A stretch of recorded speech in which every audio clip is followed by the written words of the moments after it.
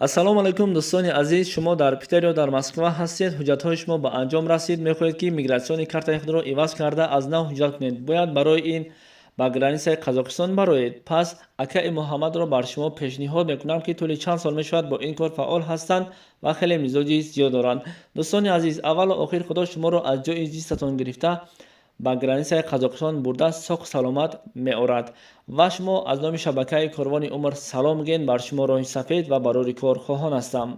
Вот этот парень, которого вы сейчас видите, очень сильно помогал россиянам во время пандемии.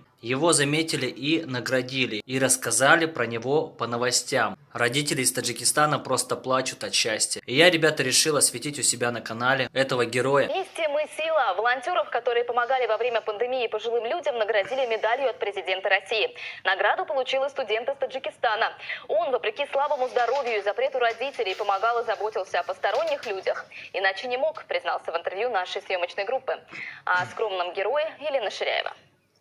Давай, Роман, чуточку остался, забегай, молодец. Его бодрый голос – лучшая поддержка для бегунов. Азизхон помогает им на трассе, сам не бежит в сторонке. Такая уж работа у волонтера – быть нужным и незаметным. Приятно общаться, они всегда такие отзывчивые, позитивные. Вот много в них энергии, что самое главное вот на дистанции. Только закончился марафон, Азизхона уже ждут в Волгоградском университете в штабе для новых заданий. Так 2 года работает бесплатно и с душой, да так, что его труд оценил президент России. Во время пандемии коронавируса я получил... Не, ребят, ну видно, что парень очень душевный, это сразу всегда видно по глазам. Мне нравится то, что он это делал от души, он реально хотел помочь людям. А это дорогого стоит.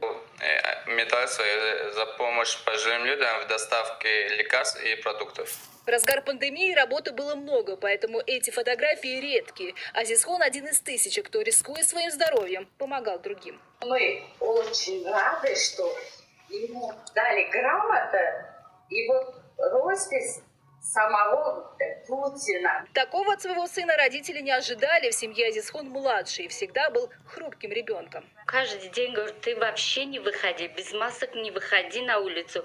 Он у нас слабенький такой. Он вот грипп мимо проходит, он уже болеет, кашляет. Слабенький, но он у вас герой, хочу сказать, родители.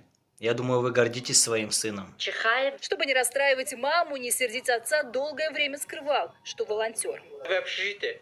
У вас телефон работает, да? А камера, у меня камера не работает. А в это время он не в общежитии.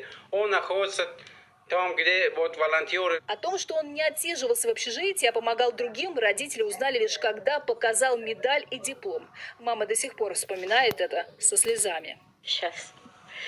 И вот, помнишь, он рассказывал, говорит... Это гордость всему народу Таджикистана.